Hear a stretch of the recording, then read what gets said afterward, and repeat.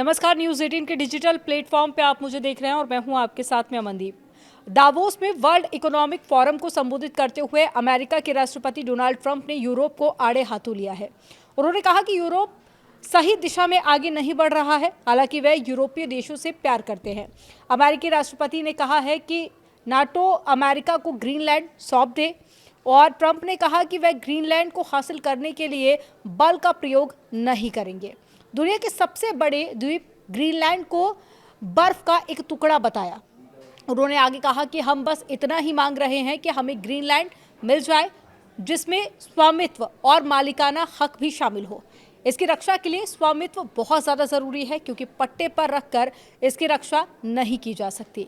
Trump ने NATO को चेतावनी भी दी, अगर आप ग्रीनलैंड पर कब्जा करने में अमेरिका का साथ देंगे तो हम आपके आभारी रहेंगे। अगर साथ नहीं दिया तो हम इसे याद रखेंगे।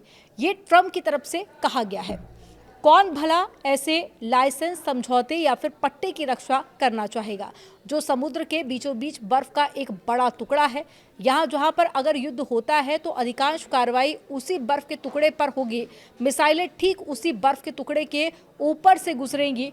ट्रंप ने यह तर्क भी दिया कि ग्रीनलैंड पर अमेरिकी नियंत्रण से नाटो गठबंधन मजबूत होगा। उन्होंने आगे कहा कि ये नाटो के लिए कोई खतरा नहीं है, इससे पूरे नाटो गठबंधन की सुरक्षा और साथ ही मजबूती और भी ज़्यादा पक्की होगी। नाटो ने अमेरिका के साथ में अच्छा व्यवहार नहीं किया है।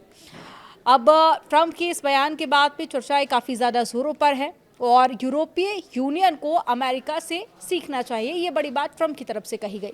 ट्रंप ने आगे कहा कि यूरोपियन यूनियन को अमेरिका की सरकार से सीखना चाहिए। मैं ग्रीनलैंड और डेनमार्क के लोगों का सम्मान करता हूं। दूसरे विश्व युद्ध के बाद में जब हमने ग्रीनलैंड को बचाया और डेनमार्क को सौंप दिया तब हम एक शक्तिशाली थे, लेकिन अब हम उससे कहीं अधिक शक्तिशाली है। हमने खूबसूरत डेनमार्क के लिए लड़ाई लड़ी जो कि ज़मीन नहीं बल्कि बर्फ का एक बड़ा टुकड़ा है।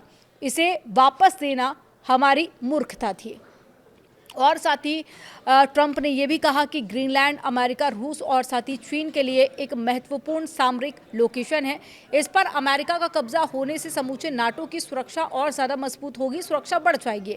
हमें इसकी आवश्यकता रणनीतिक कारणों से है, ना कि दुर्लभ खनिजों के लिए। उन्होंने आगे कहा कि यूरोप में कुछ स्थान तो पहचाने जाने लायक भी नहीं है। मुझे यूरोप से प्यार है लेकिन ये सही रास्ते पर नहीं चल रहा है।